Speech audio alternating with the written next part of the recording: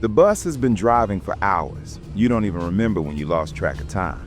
You can't see outside. You reassure yourself that maybe prison won't be so bad. You're a palabrero after all.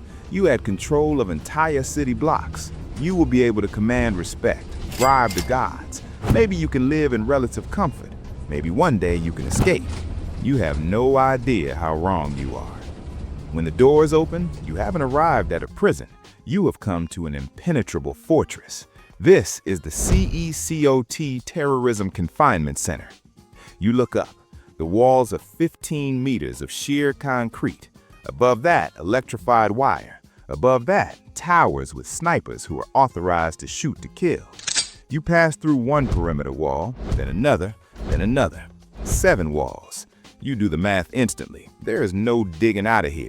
Even an army couldn't help you escape this place. Guards in black balaclavas scream at you to run.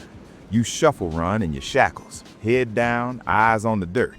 You don't realize it as you are forced across the tarmac, but this is the last time the sun will ever hit your skin directly. This is the last time you will see the open sky. They strip you. Everything goes. Your clothes, your shoes, your identity. They take clippers and shave your head down to the skin. You are naked, shivering in the heat, standing in a line of hundreds of men who look exactly like you. They photograph and catalog every single tattoo on your body. They hand you the uniform, white cotton shorts, white cotton tunic, no shoes. You will never wear shoes again. There are a lot of things you will never experience again. They march you into the sector. It looks like an aircraft hangar. They shove you inside the place you will call home for the rest of your life. The cell is designed for crowds. There are 80 men in here with you. No mattresses, just metal racks, 4 tiers high. You look at the man on the rack next to you. You see his tattoos. He's a rival. A week ago, you would have killed him on sight. He would have done the same to you. Here, you don't even look at each other. The rivalry is dead. The gang politics don't matter inside CECOT. You are both just meat and white shorts now. The gravity of your situation begins to set in. You will spend the rest of your life in sterile monotony. Death would be better than this. But how did you end up here? Let's go back to the start. You wake up. It's 10 a.m. The heat is already baking the corrugated metal roof of the safe house. You are in a colony where the police used to be afraid to drive. Used to be. You are a palabrero. You don't have a job. You have a territory. Your word is law in these 4 blocks. You spend the morning doing the rounds. You walk into the local bakery and the owner knows the drill. She hands you a bag of food and cash. She doesn't look you in the eye. That's respect. Or fear. It's all the same. You wear your resume on your skin, the ink on your neck, the numbers on your chest. It tells the world who owns you. You are untouchable. You sit down for lunch. You don't know it yet, but your whole world is about to change. They don't send a patrol car. They send a convoy. They kick the door in. No warrant, no questions. They pull your shirt down, see the 18 or MS inked on your chest, and you are on the floor. An hour passes. You are in a holding cell designed for 10 men. There are 50 of you in there. You stand for 3 days. You sleep standing up. The smell is vomit and fear. Then comes the trial. It's a laptop on a desk, a Zoom call. You're in a room with 300 other men. The judge doesn't say your name. He reads a batch number. You were charged with illicit association. The defense attorney doesn't speak. The gavel hits. The sentence is life. No appeal, no parole. You are chained, hands to feet to floor, and thrown onto a bus with blacked out windows. So now you know how you ended up in this mess. But what does life look like in this hellish prison? The first thing that breaks you is the light. It never goes out. High-powered fluorescent tubes hum 24 hours a day. There is no night. There is no day. There is only the hum. You sleep with your arm over your eyes, curling on the cold steel, trying to imagine darkness. Any hope you had of bribing guards died the second you arrived. They constantly rotate. They wear balaclava so you can't identify them. Anything more than strictly regimented conversations are impossible and result in sanctions. Every inch of this facility has been designed to make it corruption-proof. Even a programmer has no power here. They are treated the same as the lowliest foot soldier. You wait for food. That's your clock. Twice a day, the slot opens. A plastic bowl slides in. Beans, a tortilla, maybe some rice. That's it. You haven't seen a piece of meat, a fruit, or a vegetable in months. Your body starts to eat itself. You lose muscle, you lose fat. You become a skeleton in a white tunic. You wait for a visit. It never comes.